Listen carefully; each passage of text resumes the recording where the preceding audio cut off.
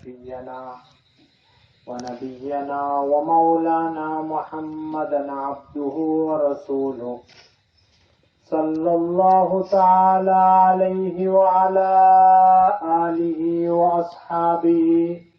وأصحابه وبارك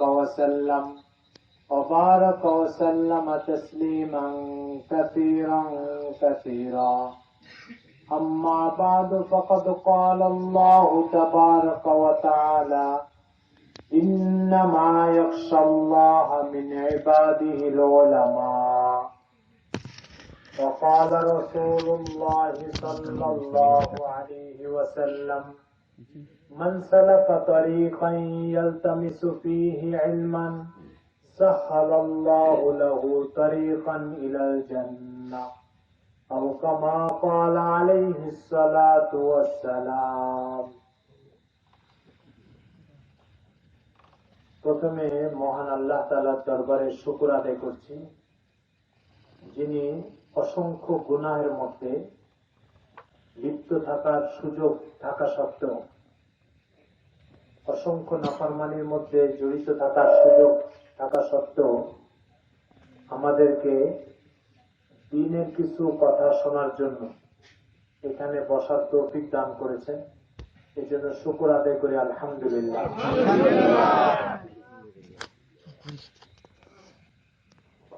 প্রথমে আপনাদেরকে আল্লাহ রসুলের একটা হাদিস শোনাই, তো মনোযোগের সাথে শুনবেন আপনারা। হাদিস মানে হচ্ছে আল্লাহ রসুলের কথা। কি কথা আল্লাহ রসুলের? আল্লাহ রসুলের কথা হচ্ছে যে কিয়ামতের দিন যাকে আল্লাহ তাআলা মায়ের পেট থেকে জন্ম দিয়েছেন তাকে হিসাব দেবেন না, কাউকে হিসাব থেকে বাদ দিবেন? সবাইকে হিসাব দেবেন। আপনি 500 টাকার একটা নোট দিয়ে যদি কাউকে বাজারে পাঠান আর বলেন যে এই সামানগুলো কিনে নিয়ে আসবা, সেই সামানগুলো যখন সে কিনে নিয়ে আসে তারপরে জিজ্ঞাসা করেন কিনা যে কত টাকার সামান কিনলে কত টাকা বাঁচলো, একটা হিসাব নেন কিনা? কত টাকার হিসাব দিচ্ছেন? সবাই বুঝতেছেন আমার কথা? তাহলে এটা ক্লাসের মতো, কথা বুঝলে বলতে হবে বুঝছি, আর না বুঝলে বলবেন বুঝিনি। ঠিক আছে? সবাই বুঝতে পারছেন আমার কথা? তো আপনার বাড়ির কর্মচারীর কাছে, আপনাদের বাড়িতে গরু ছাগল লালন পালন করে যে ছেলেরা, এদেরকে কি বলে? রাখাল। তো রাখালকে আপনি 500 টাকা দিলেন বাজার করতে, এই 500 টাকার বাজার করে নিয়ে আসলো রাখাল। আসার পরে তার কাছ থেকে কয় টাকা খরচ হলো আর কয় টাকা বাঁচলো একটা হিসাব নেন কিনা? তো কত টাকার হিসাব দিলেন? 500 টাকার হিসাব দিলেন। আল্লাহ আপনাকে 60, 70, 80 বছরের একটা জীবন দিয়েছেন। যদি আপনি 500 টাকার হিসাব না ছেড়ে দেন তাহলে আল্লাহকে 70 বছরের হিসাব ছেড়ে দিবেন? 500 টাকার হিসাব যদি আপনি নিতে বাধ্য হন, আল্লাহ তাআলা 70 বছরের হিসাব কিভাবে ছেড়ে দিবে বলেন? তাহলে সবার থেকে আল্লাহ হিসাব দিবেন, তাই না? যাকে আল্লাহ সৃষ্টি করেছে তার থেকে হিসাব দেবে। আল্লাহ তাআলা বলছেন কুল্লুহুম আতিহি ইয়াউমাল কিয়ামাতি ফারদা, প্রত্যেককে আলাদা আলাদা ভাবে আল্লাহর কাছে আসবে, তার থেকে হিসাব দেবে। এরপরে হিসাব নেওয়ার পরে কাউকে জাহান্নামে দিয়ে দেওয়া হবে, কাউকে জান্নাতে দিয়ে দেওয়া হবে। জান্নাতীকে বলে দেওয়া হবে যাও তুমি জান্নাতে চলে যাও, জাহান্নামীকে বলে দেওয়া হবে যাও জাহান্নামে চলে যাও। জাহান্নামী জাহান্নামের আগুনে জ্বলতে থাকবে, আবার তাকে সৃষ্টি করা হবে, আবার জ্বলতে থাকবে, আবার ভস্ম হয়ে যাবে, আবার নতুন করে সৃষ্টি করা হবে। ঠিক আছে? আল্লাহ তাআলা বলছেন জুলুদান গায়রাহা, এক চামড়া থাকবে, জ্বলে শেষ হয়ে যাবে, আবার নতুন করে এক চামড়া তৈরি করে দেওয়া হবে যাতে বেশি করে শাস্তি ভোগ করতে পারে। কতদিন চলবে এভাবে ভাই? অনন্তকাল পর্যন্ত চলতে থাকবে, তাই না? তো এক সময় আল্লাহ তাআলা দারুণ ভাবে মেহেরবান হবেন, দয়াবান হয়ে যাবে। প্রথমে তো খুব ক্রোধ থাকবে, রাগ থাকবে, ক্ষোভ থাকবে, কেন ক্ষোভ থাকবে এটা একটু পরে বলছি আপনাকে। তারপর একসময় খুব দয়াবান হয়ে যাবে, বাচ্চারা তোমরা হাঁটাহাঁটি করো না, বসো বসো। একসময় খুব রাগ হবে, ক্রোধ তৈরি হবে, ক্ষুব্ধ হয়ে যাবে। তারপর একসময় রাগ কমে যাবে, রাগ কমতে কমতে একসময় আল্লাহ তাআলা দয়াবান হয়ে যাবে। কতটা দয়াবান হয়ে যাবেন? হাদিস শরীফ আসছে, আল্লাহ রাসূল সাল্লাল্লাহু আলাইহি ওয়াসাল্লাম বলছেন, একসময় আল্লাহ ফেরেশতাদেরকে বলবেন, এই যাও জাহান্নামের ভিতরে, জাহান্নামের মধ্যে থেকে ওই লোকটাকেও বের করে নিয়ে আসো যে লোকটা জীবনে একবার আমাকে কোন নির্জন জায়গায় বসে আল্লাহ বলে ডেকেছে, তাকেও বের করে নিয়ে আসো। কয়বার আল্লাহকে ডেকেছে? একবার আল্লাহ বলার কারণে সেও জাহান্নাম থেকে মুক্তি পেয়ে যাবে। কথাটা বুঝা গেছে? বলেন তো আপনারা এখানে বসে কয়বার আল্লাহকে ডাকবেন? একবার, দুইবার, অনেকবার, তাই না? তাহলে বলেন আমাদের এই মজলিসটার মূল্য কত বেশি? বলেন আমাদের এই জলসাটার মূল্য কত বেশি? যে এখানে বসে আপনি আল্লাহকে ডাকবেন, এই আল্লাহকে ডাকা আল্লাহর কাছে যদি পছন্দ হয়ে যায়, এর ওসিলা আপনার জাহান্নাম থেকে রেহাই হয়ে যেতে পারে। সেই জন্য সবাই নিয়ত করে ইনশাল্লাহ শেষ পর্যন্ত থাকবো তো ইনশাল্লাহ। নামাজে আবার চলে যাবে। যে কটা কথা হবে, খুব বেশি কথা বলবো না, অল্প কথাই বলবো। আশা করি মনোযোগ দিয়ে শুনবেন এবং আমল করার নিয়তে শুনবেন ইনশাআল্লাহ। কথাটা বুঝা গেছে? আমি প্রথমে আপনাদেরকে একটা প্রশ্ন করি। ইট চিনেন তো? ইট, বিল্ডিং তৈরি করে যে ইট, সবাই চিনেন তো না? একটা ইট তৈরি করতে মনে করেন 5 কেজি মাটি দরকার। আমি যদি 5 কেজি মাটিকে এখানে জমা করে রাখি, 1 বছর রেখে দিলাম, নিজে নিজে ইট হয়ে যাবে কি? 10 বছর রেখে দিলে? 20 বছর? কেন? আগুন লাগবে। শুধু আগুন লাগবে না ভাই, তুমি আগে সব মেশিন টেশিন ঠিক করো, তারপর আমি কথা বলি। মেশিন টেশিন সব ঠিক করে নাও। আর কিছু করার আছে? করার থাকলে করো, তুমি কথার মাঝে এসে এটা টিপো ওটা টিপো, সব আগে ঠিক করো, তারপরে কথা বলো। হ্যাঁ ঠিক আছে, এটাতেই কথা বলো।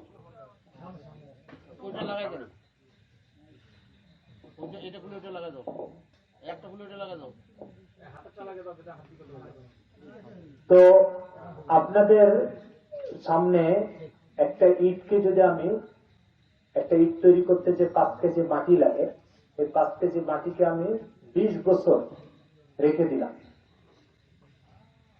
তো 20 বছর রেখে দিলে নিজে নিজে ইটটা তৈরি হবে ভাই? কোন একটা হাত লাগবে, কোন একটা ফর্মা লাগবে। ফর্মা বুঝেন তো আপনারা? সেই ফর্মার মধ্যে মাটিগুলোকে রাখতে হবে। তাহলে সহজটা নিজে নিজে তৈরি হলো না, হলো সহজটা নিজে নিজে। তাহলে কঠিনটা কি নিজে নিজে তৈরি হবে? কঠিন কোনটা? চোখ বানানো, মানুষের দেহ বানানো, তাই না?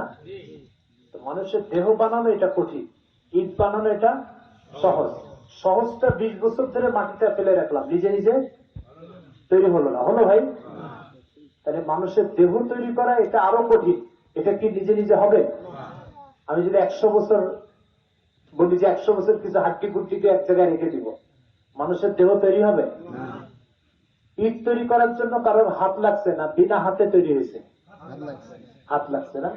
আমাদের দেহ তৈরি করার জন্য কি কারোর হাত লাগছে? কারো হাত লাগে নাই? কার হাত লাগছে? আল্লাহর হাত লাগছে না। ইটটা তৈরি করতে একজন লোকের হাত দিয়ে এটাকে সাইজ করতে হয়েছে। মানুষের দেহ তৈরি করা আরো কঠিন, তাহলে এটাকে তৈরি করতে, মানুষের দেহ তৈরি করতে আরো শক্তিশালী হাত দরকার হয়েছে নাকি? আপনারা কাপড়ের দোকানে ওই যে প্লাস্টিকের পুতুলের গায়ে কাপড় ঝুলে রাখে, দেখছেন আপনারা এটা? হ্যাঁ, কাপড়ের দোকানে এটাকে ডামি বলে, পুতুল বলে, ঠিক আছে? ওই প্লাস্টিকের যে পুতুল, আমি যদি এখানে 10 কেজি প্লাস্টিক রেখে দিই, এরকম একটা পুতুল তৈরি হয়ে যাবে? কি করতে হবে বলেন তো? এটাকে মেশিন দিয়ে, হাত দিয়ে তৈরি করতে হবে, তাই না? আচ্ছা বলেন তো, পুতুল তৈরি করা সহজ না মানব দেহ তৈরি করা সহজ? সহজ। ওই পুতুল তো কত কোম্পানি তৈরি করতে পারে, কিন্তু মানব দেহ কি সব কোম্পানি তৈরি করতে পারবে? তাহলে পুতুল তৈরি করা সহজ, অথচ এটা নিজে নিজে তৈরি হচ্ছে না। তাহলে মানব দেহ তৈরি করা কঠিন, এটা নিজে নিজে কিভাবে তৈরি হবে বলে? সহজটা যদি নিজে নিজে না হতে পারে, কঠিনটা নিজে নিজে হবে? আপনার যে ছোট বাচ্চারা যে খেলনার গাড়ি আছে না, ছোট বাচ্চারা যে খেলনার গাড়ি খেলে দেখছেন না, 100-200 টাকা দিয়ে কিনে ছোট বাচ্চারা খেলে। এই খেলনার যে গাড়ি, খেলনার যে হুন্ডা, এটা বাজারে 100 টাকা দিলে পাওয়া যায়। এটা কি নিজে নিজে তৈরি হয় না কাউকে তৈরি করতে হয়? তো খেলনার গাড়ি যখন নিজে নিজে তৈরি হতে পারে না, তা আসল গাড়ি, আসল হুন্ডা যেটা, আসল হুন্ডা কি নিজে নিজে তৈরি হবে? তাহলে খেলনার হুন্ডাকেও তৈরি করতে হয়েছে, আসল হুন্ডাকেও তৈরি করতেছে। কাপড় ঝুলার একটা দোকানের পুতুল, ওই পুতুলের দেহকেও কাউকে তৈরি করতে হয়েছে। তাহলে আমাদের দেহকেও কাউকে না নিজে নিজে তৈরি হয়েছে? প্রশ্ন হচ্ছে আমাদের দেহকে কে তৈরি করেছে বলেন? আবার বলেন, কে তৈরি করেছে? সবার দিলের কথা এটা না মুখের কথা? না, কি বলেন? আমার তো মনে হয় এটা মুখের কথা। দিলের কথা? কি বলেন? বিশ্বাস হয় এটা দিলের কথা? দিল থেকে বিশ্বাস করে বলতেছেন? কিন্তু জানেন, আমাদের কাজকর্ম এটা বোঝায় না যে আমাদেরকে আল্লাহ তৈরি করেছে। আমরা মুখে বলতেছি যে আমাদেরকে আল্লাহ তৈরি করেছে, কিন্তু আসলে আমাদের কাজকর্ম বোঝা যায় না যে আমাদেরকে আল্লাহ তৈরি করেছে। আমি আপনাকে একটা প্রশ্ন করি, আপনার বাড়িতে যে সমস্ত রাখালরা কাজ করে, সকাল থেকে সন্ধ্যা পর্যন্ত কাজ করে, ঠিক আছে, মাসে কত টাকা বেতন দেন? আপনাদের এদিকে রাখালদেরকে কত টাকা বেতন দেয়? মাসে কত টাকা বেতন দেয়? 8-10 হাজার টাকা বেতন দেয়, তাই না? 8-10 হাজার টাকা যে রাখালদেরকে বেতন দেয়, এই রাখালের কি কোনো সুযোগ আছে যে সে আপনার কোনো কথা না শুনে অন্য কারোর কথা শুনবে? এই সুযোগ আছে? কিভাবে এই সুযোগ তার জন্য বন্ধ হয়ে গেল? মাত্র আপনি 8-10 হাজার টাকা বেতন দেন, এই জন্য তাকে গোলামের মতো সারাদিন খাটাতে থাকেন। থাকেন কিনা বলেন? আপনি যে কামলা ছিলেন তো না, কামলার হাজিরা কত এখানে? 500-400, তাই না? কয়টার থেকে কয়টা পর্যন্ত কাজ করে? 8টার থেকে 5টা পর্যন্ত। আচ্ছা, এই কামলা দিনের শেষে টাকা নিবে আপনার কাছ থেকে, কথা শুনবে আরেকজনের। আপনারা কে কে মেনে নিবেন বলেন? কেউ মেনে নিবেন না। কিন্তু এই কাজ আমরা সবাই আল্লাহকে দিয়ে মানানোর চেষ্টা করতেছি। কিভাবে? আমার মাথার থেকে পা পর্যন্ত আমার সৃষ্টি আল্লাহ, কিন্তু যখন কথা শোনার টাইম আসে তখন আমরা শয়তানের কথা শুনি। যখন মসজিদ সাহেব বলে আল্লাহু আকবার, আল্লাহ তাআলা সবচেয়ে বড়, তুমি যে কাজের মধ্যে ব্যস্ত আছো আল্লাহ তাআলা সেই কাজের চেয়ে বড়, সুতরাং আসো আল্লাহকে সিজদা দিয়ে যাও। তুমি যে মাঠের মধ্যে ধান লাগাচ্ছ তার চেয়ে আল্লাহ বড়, আসো আল্লাহকে সিজদা দিয়ে যাও। আল্লাহু আকবার, এটার মানে কি বলেন তো? আল্লাহ সবচেয়ে বড়। তার মানে আল্লাহ, তুমি যে কাজের মধ্যে আছো সেই কাজ থেকে আল্লাহ বড়। ব্যবসায়ীকে বলছে তুমি যে ব্যবসার মধ্যে আছো তার চেয়ে আল্লাহ বড়। তুমি যে মাঠে কাজ করতেছো সেই মাঠের কাজের চেয়ে আল্লাহ বড়। এই কথা যখন বলা হচ্ছে তখন আমরা মাঠের কাজে ব্যস্ত থাকি না মসজিদে চলে আসি বলেন তো? তাহলে আমি সৃষ্টি আল্লাহ, আমাকে সৃষ্টি করলো কে? আল্লাহ। কথা শুনলাম কার?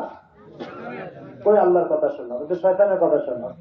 শয়তান বলছে মাঠে থাকো, মসজিদে যাওয়ার দরকার নেই, আর আল্লাহ বলছে মসজিদে আসো, মাঠে পরে যেও। কার কথা শুনলাম বলেন? শয়তানের কথা শুনলাম।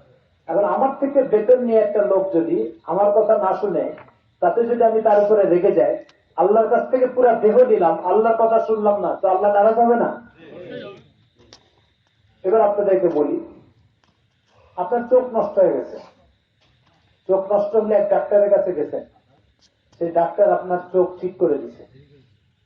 ডাক্তারকে কি ভিজিট দিতে হবে না ফ্রি ফ্রি চোখ ঠিক করে দিবেন? ভিজিট দিতে হবে। 500-1000 টাকা দিতে হবে না ডাক্তারকে? আচ্ছা, এক ডাক্তার যদি চোখ ঠিক করে দেওয়ার কারণে তাকে 500-1000 টাকা দেওয়া লাগে, পুরো চোখ যে আল্লাহ তাআলা দান করেছে তাকে কি কিছু দিতে হবে না? কি বলেন? চোখ ঠিক করে দেওয়ার কারণে যদি 500-1000 টাকা দেওয়া লাগে, পুরো চোখকে দান করেছে, আল্লাহর কোন ভিজিট আছে কিনা বলেন? আমার এই মোবাইল যদি একজন ঠিক করে দেয় তাকে যদি 200 টাকা দেওয়া লাগে, পুরো মোবাইল যে তৈরি করে আমাকে দিছে তাকে কিছু দেওয়া লাগবে না। আমার কথা কি বুঝতে পারছেন? মোবাইল যে ঠিক করে দিছে তাকে 200 টাকা দিলাম, পুরো মোবাইল তৈরি করে দিলে তাকে কত দেওয়া লাগবে? আরো বেশি না কম? বেশি। তো ডাক্তার চোখ ঠিক করে দেওয়ার কারণে ডাক্তারকে যদি 1000 টাকা দেওয়া লাগে, পুরো চোখ যে আল্লাহ তাআলা দান করেছে সে আল্লাহকে কত দেওয়া লাগবে? বেশি না কম? বেশি, তাই না? আচ্ছা, চোখের মতো কি একটা জিনিস দিছে আল্লাহ, না আরো দিছে? কয়টা দিছে? এরকম শত শত পাঁচ দিয়েছে। বলেন এই পাঁচ কোনটা আপনারা রংপুরের কোন মার্কেট থেকে কিনে এনে শরীরে সেট করেছেন? বলেন কোন পাঁচকে আপনারা রংপুর কোন মার্কেট থেকে কিনে এনে শরীরে সেট করেছেন? এগুলো কে দিয়েছে? একটা 500কে আল্লাহ ছাড়া আর কেউ দিয়েছে? আল্লাহ বলছে খলাকাকুম ফি বুতুনি উম্মাহাতিকুম, তোমাদেরকে মায়ের পেটে আল্লাহ তাআলাই সৃষ্টি করেছেন। বলেন আমাদেরকে কে সৃষ্টি করেছেন? মানব জীবনের সবচেয়ে বড় ব্যর্থতা হচ্ছে যে আল্লাহ তাআলা তাকে সৃষ্টি করেছে, সে 50-60 বছর যাবৎ সে আল্লাহকে না চিনে কবরে যাওয়া মানব জীবনের সবচেয়ে বড় ব্যর্থতা। এটা আমার কথাটাকে বুঝাতে পারছি? আপনার বাড়িতে একজন ভাড়া থাকে, যে ভাড়া থাকে তারে জিজ্ঞেস করলেন তুমি কার বাড়িতে থাকো ভাড়া? কিছু তা তো জানি না। বলে কত বছর ধরে থাকো? 50 বছর ধরে থাকি। 50 বছর ধরে একজনের বাড়িতে থাকো আর সে বাড়ির মালিককে ছিল না, এটা কেমন কথা? এই ব্যক্তিকে আপনি সুস্থ মানুষ বলবেন না পাগল বলবেন? পিছনে যারা আছেন তারা কি আমার কথা বুঝতে পারতেছেন? আপনার বাড়িতে একজন কত বছর ধরে ভাড়া আছে? 50 বছর। এরপরে তাকে জিজ্ঞাসা করা হলো যে আপনি কার বাড়িতে থাকেন? তো সে বলছে তা তো জানি না কার বাড়িতে থাকি। এখন এই ব্যক্তি কি সুস্থ না পাগল? বলেন পাগল। একজন 50 বছর ধরে আপনার বাড়িতে থাকে, আপনার বাড়ির মালিককে চিনি না, তাই যদি সে পাগল হয়, তাহলে একজন 50 বছর ধরে আল্লাহর জমিনের উপরে থাকে, এবার সে আল্লাহরে চিনে না, সে কি হবে? জানে? বলেন এই পাগলের সংখ্যা আমাদের সমাজে 1-2 জন না অনেক আছে? কতজন আছে? বলেন তো আল্লাহকে চিনে না কেন? আমি আপনাকে জিজ্ঞাসা করি, একজন লোক আল্লাহ খায়, আল্লাহর পরে আল্লাহর দেওয়া চোখ দিয়ে দেখে, আল্লাহর দেওয়া কান দিয়ে শুনে, তাই না? অথচ সে আল্লাহকে চিনে না। কেন চিনে না আপনাকে বলতে পারেন? আজকে আপনাদেরকে আমি এই প্রশ্নটার জবাব দেওয়ার জন্য ঢাকা থেকে এসেছি।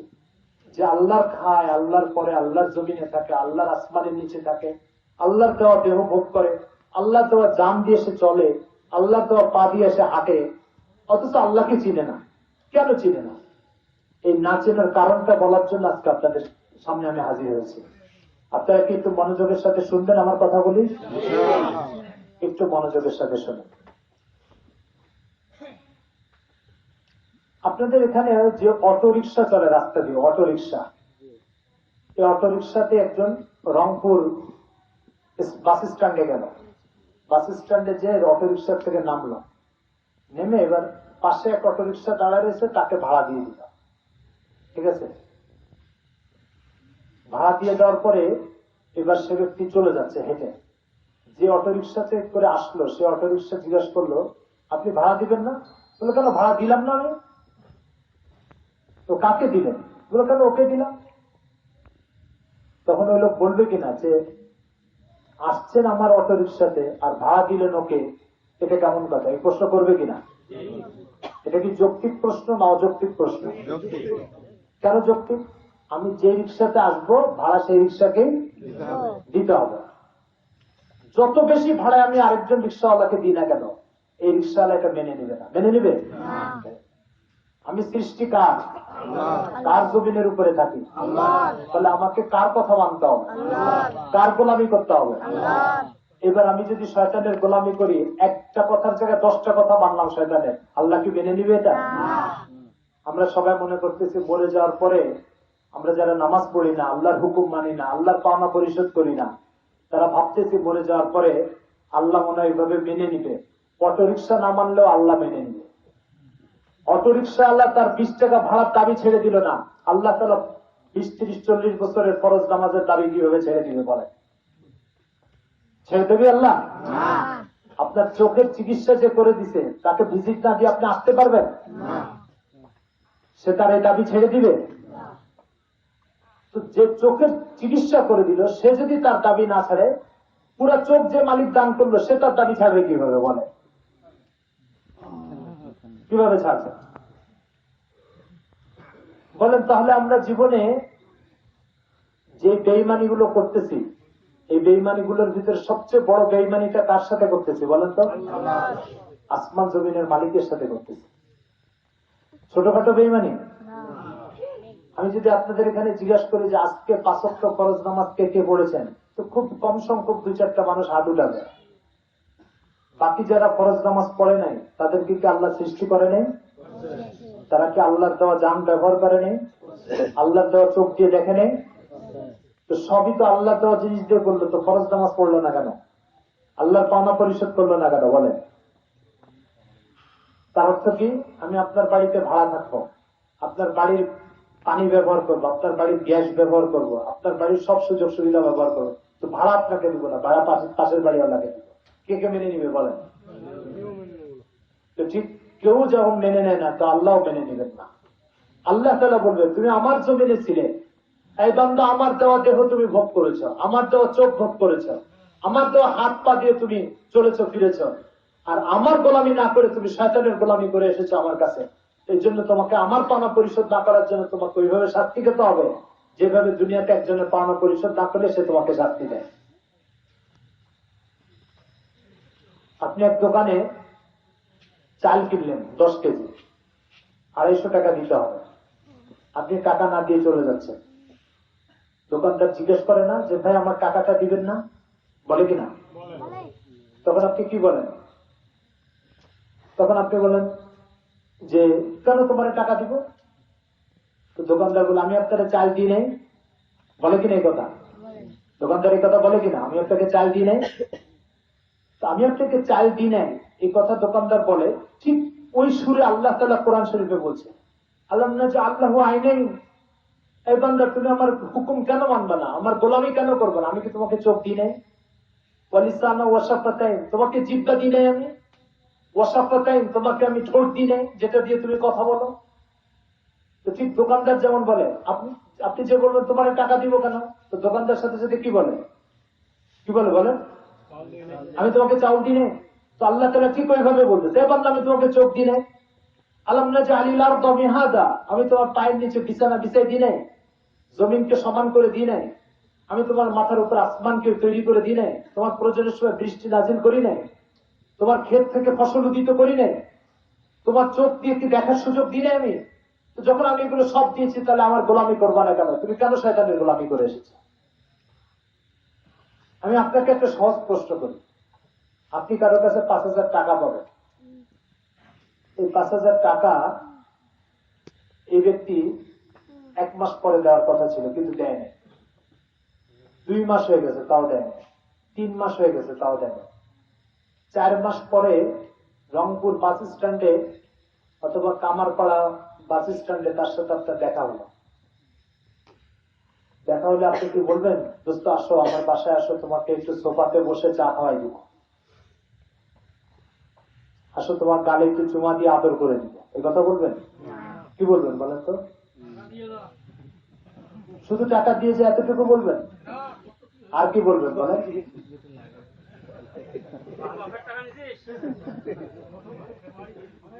আপনারা আসলে একটা ভালো মজলিসে বসে আছেন, তো এই জন্য এখানে কারোর মুখ থেকে খারাপ কথা আসতেছে না, এবং না আসাটাই ভালো। কিন্তু ওখানে এত সুন্দর সুন্দর কথা আসবে, ওখানে আপনি আপনার শরীরের শক্তি দিয়ে তার উপর আক্রমণ করবেন, লাঞ্ছিত করবেন, অপমানিত করবেন, তলা ধরে টেনে ইঁচড়ে নিয়ে আসবেন। আনবেন কিনা? এই কাজ করবেন কিনা? কিসের অপরাধ? লোকটার অন্যায় কি বলেন তো? মাত্র 5,000 টাকা দেওয়ার কথা ছিল 4 মাস আগে, সেই টাকাটা সে দেয়। মাত্র 5,000 টাকার 4 মাসের পাওনার কারণে, 5,000 টাকা পাওনার কারণে যদি আপনি তাকে কলার ধরে টেনে হিস্ট্রি নিয়ে এসে অপমান করেন, যে আল্লাহ তাআলার হুকুম আপনি 20, 30, 40 বছর ধরে আদায় করেন না, সে আল্লাহ তাআলা আপনার কাছে প্রতিদিন 5 ওয়াক্ত ফরজ নামাজ পায়, এই নামাজ আপনি আদায় করেন না। এবার মৃত্যুর পরে যখন আল্লাহর সাথে সাক্ষাৎ হবে, এই আল্লাহ আপনাকে কিভাবে অপমান করবে, এবার আপনি ফয়সালা করেন। 1 বছর আল্লাহ তাআলা কত ওয়াক্ত নামাজ পায় একজন বান্দার কাছে? 1800 ওয়াক্ত নামাজ পায়। এভাবে আপনি 10-20 বছর আল্লাহ তাআলার এই ফরজ পাওনা পরিশোধ করে না করে কবরে চলে যাচ্ছে। এবার আল্লাহ তাআলা আপনাকে কি করবে বলেন? কেউ হয়তো বলতে পারেন যে হুজুর আমি তো জুমার নামাজ পড়ি,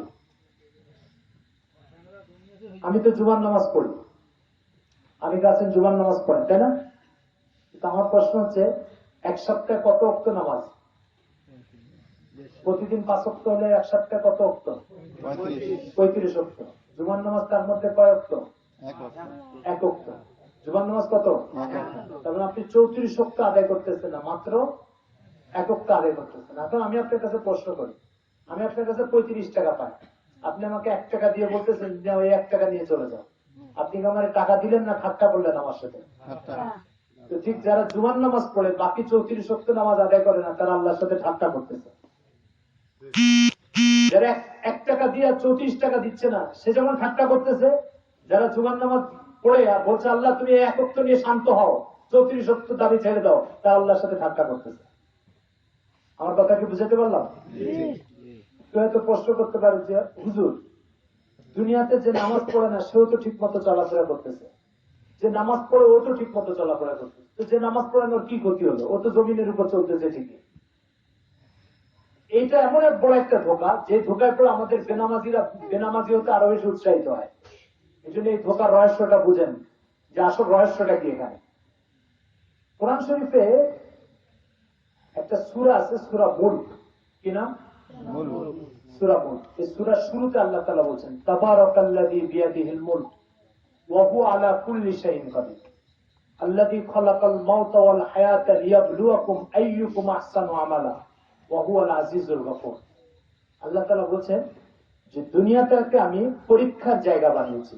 কিসের জায়গা ভাই? পরীক্ষার জায়গা। পরীক্ষার হলের একটা শুরু টাইম আছে, একটা শেষ টাইম আছে, তাই না? আল্লাহ তাআলা বলেন খালাকাল মাউতা ওয়াল হায়াতা লিয়াবলুয়াকুম। পরীক্ষার শুরু আর শেষ হচ্ছে জন্ম পরীক্ষা শুরু, মৃত্যু পরীক্ষা শেষ। পরীক্ষা শুরু হয় কখন থেকে ভাই? সবাই বলেন কখন থেকে? শেষ হয় কখন? মৃত্যু থেকে। মৃত্যুর সময় পরীক্ষা শেষ। তাই দুনিয়ার জীবনটা আল্লাহ তাআলা কিসের জীবন বলতেছে? পরীক্ষার জীবন। আপনার যখন পরীক্ষার হলে পরীক্ষা দিতে যান, তখন প্রশ্ন আসলো বাংলাদেশের স্বাধীনতা 1971, 1871, 1771, 1671 কত সালে? ঠিক চিহ্ন দেন। আপনি কততে ঠিক চিহ্ন দেন? 1971। 5 জন ছাত্র 1871 সালে ঠিক চিহ্ন দিল। ঠিক জবাব দিল না ভুল জবাব দিল? এবার যে পরীক্ষার হলে যে গার্ড দেয় স্যার, সে স্যার দেখলো খাতার মধ্যে যে এ 1971 কে বাদ দিয়ে কত সালে ঠিক চিহ্ন দিল? 1871। তার কি তার পরীক্ষার হল থেকে ঘাট ধরে বের করে দিবে? ওই ছাত্র যদি বলে স্যার আমার কলমের কালি পুড়ে গেছে, আমাকে একটা কলম দেন, স্যার কি কলম দিবে না দিবে না? ওই ছাত্র যদি পানি খেতে চায়, পানি দিবে কি দিবে না? বলে স্যার আমার মাথার উপরে ফ্যানটা ঘুরতেছে না, এটা একটু ঠিক করে দেন, স্যার কি ঠিক করে দিবে কি দিবে না? দিবে। ভুল লেখলো, ওকে ফ্যানও চালু করে দিল, পানিও খেতে দিল, কলমও দিল, কি জন্য বলেন? কি জন্য? না না, পাস করুক না, এটা পরীক্ষার হল। এটা কি পরীক্ষা হল? এখানে যে ভুল পরীক্ষা দিবে তাকেও পুরোপুরি সহযোগিতা করা হবে, যে সঠিক জবাব দিবে তাকেও কি করা হবে? সঠিক জবাব দেওয়া। পরীক্ষা হলে কাউকে কিছু বলা হয় না। পরীক্ষার হলে কি বলা হয় না? কাউকে কিছু বলা হয় না। এবার দুনিয়াকে আল্লাহ তাআলা কি বানিয়েছেন বলেন? পরীক্ষা। লিয়াবলুয়াকুম আইয়ুকুম আহসানু আমালা। তোমাদেরকে আল্লাহ তাআলা পরীক্ষার হল বানিয়েছেন। এই পরীক্ষার হলে আল্লাহ তাআলা দেখতে চান আইয়ুকুম আহসানু আমালা, কে পাস করে এটা দেখতে চান। কিন্তু কথা হচ্ছে পরীক্ষা যারা ভুল জবাব দিবে তাদেরকেও কি করা হবে? সহযোগিতা করা হবে না? করা হবে না? আপনারা যারা পরীক্ষা ভুল জবাব লিখেছেন, আপনাদেরকে কি স্যাররা ঘাট ধরে পরীক্ষার হল থেকে বের করে দিছে? পরীক্ষা দেওয়ার সুযোগ দেয়নি? যা সাহায্য সহযোগিতা চেয়েছেন সেগুলো করে নাই? সবই করছে। কেন করছে? ভুল জবাব দিলেন, তারপরে কেন সহযোগিতা করছে বলেন? কি জন্য বলেন? পরীক্ষা হল। এখানে কি করা হয়? সব সহযোগিতা করা। তো যে ব্যক্তি বেনামাজি হবে, নামাজ পড়বেন, আল্লাহর হক নষ্ট করবে, তাকেও আল্লাহর জমিনে চলার ক্ষমতা দিবে। যে ব্যক্তি নামাজ পড়বে তাকেও চলার ক্ষমতা দিবে। এমনকি কেউ যদি এখানে বসে আল্লাহকে গালিও দেয়, নাউযুবিল্লাহি মিন যালিক, তাকেও আল্লাহ তাআলা মুখে কথা বলার ক্ষমতা দিবে। কথাটা বুঝতে পারছেন? পরীক্ষার হলে কেউ যদি উল্টো পাল্টা করে, উল্টো পাল্টা লেখে, তবুও তাকে কি করা হবে? সহযোগিতা করা হবে। এখন একজন ছাত্র 1971 জায়গায় বাংলাদেশের স্বাধীনতা 1871 লিখলো। লেখার পরে এবার স্যারের কাছে বললো, স্যার আমি যে 1800 আমাকে কলম দেন, তো স্যার একটা কলম দিল, এই কলম দেওয়ার অর্থ কি এই যে ছাত্রটা যে জবাব লিখেছে সে জবাবটা সঠিক? বলেন, স্যার স্যারের কাছে একটা কলম ছিল, স্যার কলম দিল। এবার ছাত্র যদি মনে করে যে আরে আমি 1871 লিখছি, স্যার তো আমার কলম দিছে, তাহলে আমার জবাবটা সঠিক মনে হয়, এই মনে করার কোনো সুযোগ আছে? বলেন। তো ঠিক একটা লোক বেনামাজি নামাজ পড়তেছে না, এবার সে চিন্তা করতেছে যে নামাজ পড়তেছে সে তো আল্লাহ জমিনে চলতেছে, কই আল্লাহ তাআলা তো আমার ঠ্যাংটুম ভেঙে দিচ্ছে না, আমি নামাজ পড়তেছি না, তারপরও এই কথা চিন্তা করে সে যদি মনে করে আমি যে নামাজ পড়তেছি এটা মনে ঠিক করতেছি, এটা এই ছাত্র কিরকম বেকুফ আর নির্বোধ হবে বলেন? ওই ছাত্রের কত নির্বোধ হবে যে ছাত্র 1871 লিখছে, স্যার কলম দিতে বলে মনে করে যে কি আমার জবাবটা সঠিক। এই নির্বোধ ছাত্র না সচেতন ছাত্র? নির্বোধ ছাত্র। ঠিক যে বেনামাজি নামাজ পড়তেছেন আর মনে করতেছে জমিনে আমি চলতেছি, আল্লাহ তো আমার চলার ক্ষমতা দিছে, আসে মনে করতেছে তাহলে আমি নামাজ পড়তেছি না, এটা মানে ঠিক মনে করতে ঠিক করতেছে, এটা কি ঠিক হবে তার? এটা বোঝা ঠিক হবে তার? কিন্তু ফলাফল যখন প্রকাশ পাবে পরীক্ষার, তখন কি হবে বলেন?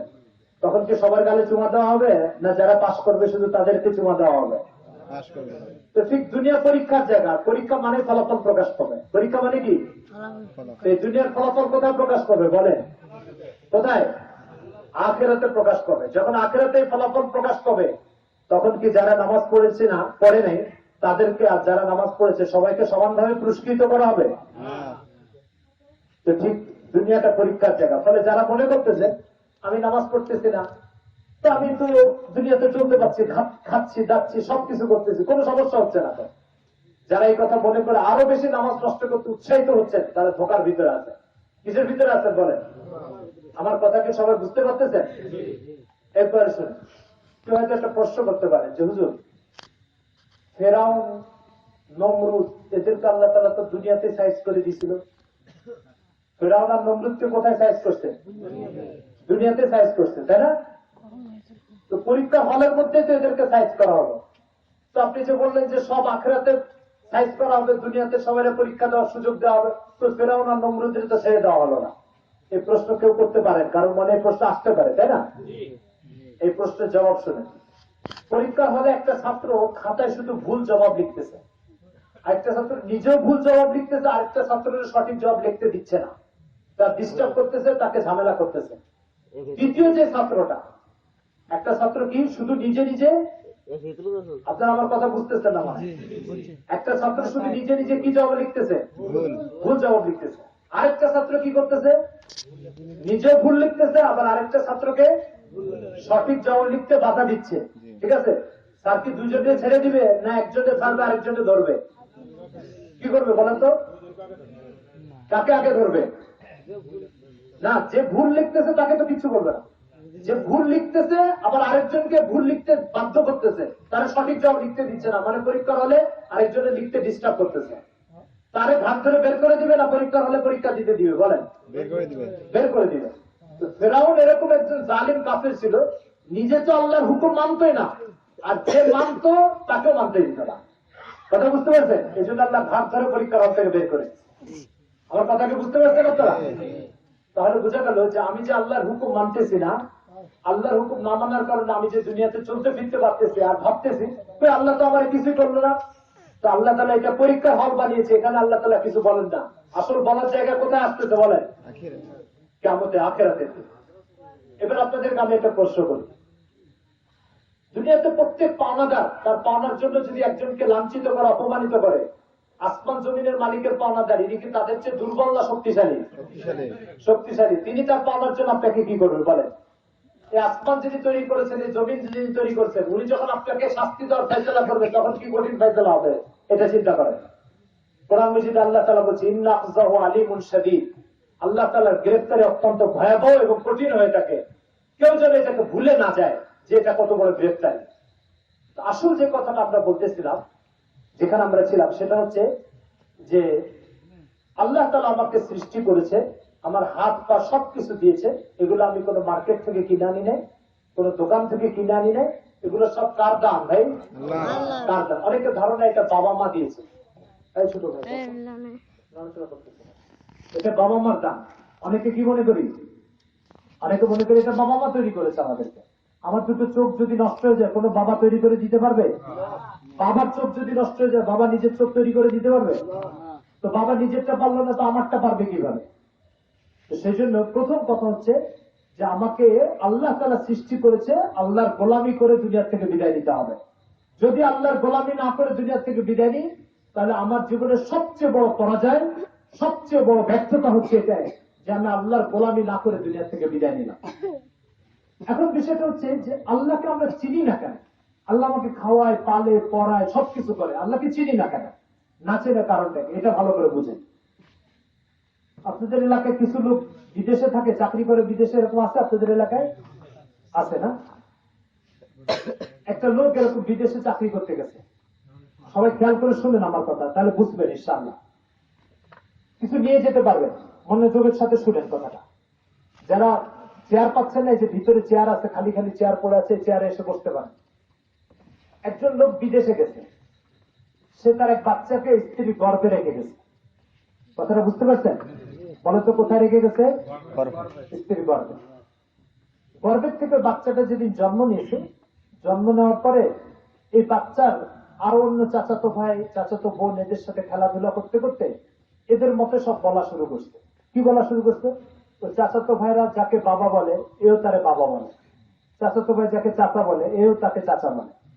কথাটা বুঝতে পারছেন? এবার ওই বাবা বিদেশ থেকে আসছে। বাবা কোথেকে আসছে? বিদেশ থেকে আসছে। বিদেশ থেকে আসার পরে এবার যে বাচ্চাটাকে গর্ভের মধ্যে রেখে চলে গেছিল, সেই বাচ্চাটা বের হয়ে এই বাবাকে কি বলার দরকার? চাচা বলার দরকার না বাবা বলার দরকার? বাবা। বাবা বলার দরকার। কিন্তু এ কি বলতেছে? এ ওই বাবা বিদেশ থেকে আসার পরে বাবারও চাচা বলতেছে। কি বলতেছে? চাচা। কি ব্যাপার চাচা বলতেছে কেন? তো বাবা বারবার বলছে আমাকে বাবা বল, আমি বাবা বাবা বাবা। বলে না আপনি চাচা। বলছে না আমি বাবা। বলে না আপনি চাচা। এখন এই লোকের রহস্য পরিষ্কার হচ্ছে না, কি ব্যাপার আমি বাবা আমারে চাচা বলে কেন? পরে সে চিন্তা করলো যে আমার এই যে ভাতিজা ভাতিজিরা আমারে চাচা বলে, এদের সাথে মিশে এও আমারে চাচা বলা শুরু করছে। কথা কি বুঝাতে পারছি? তাহলে বলেন তো, সে তার বাবাকে মনে রাখছে না ভুলে গেছে? ভুলে গেছে। বাবাকে ভুলে গেছে কেন? পরিবেশের কারণে। কিসের কারণে? পরিবেশের কারণে। এই যে চাচাতো ভাই বোনদের সাথে মেলামেশা করছে, এদের সাথে মিশতে মিশতে এখন সে বাবারে চাচা বলা শুরু করছে আর চাচারে বাবা বলা শুরু করছে। কথা বুঝতে পারছেন? তাহলে পরিবেশ কি করে?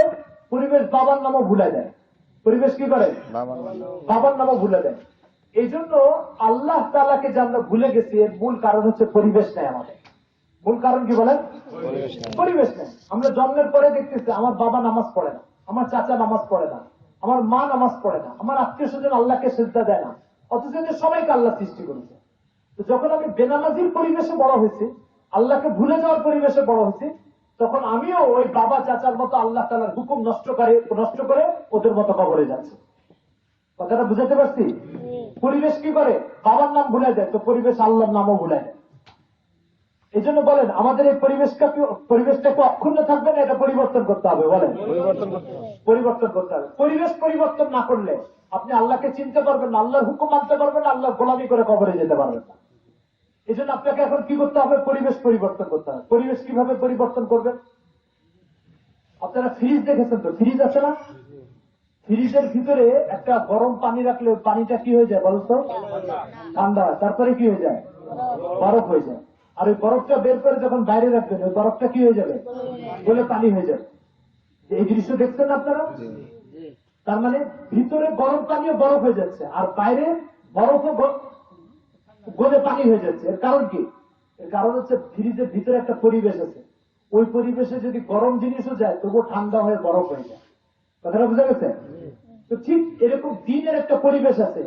ওই পরিবেশের ভিতরে যদি আপনি যান, আপনি যত বড় বেনামাজি হন না কেন, আপনি নামাজি হয়ে তারপরে ফিরে আসবেন, যেভাবে গরম পানি ফ্রিজের মধ্যে যে বরফ হয়ে ফিরে আসে। এই পরিবেশটার নাম কি জানেন? বলেন তো এই পরিবেশটার নাম কি? দাওয়াত ও তাবলীগের পরিবেশ। কি পরিবেশ? আপনারা চিনেন দাওয়াত ও তাবলীগের জামাতরে? চিনেন আপনারা?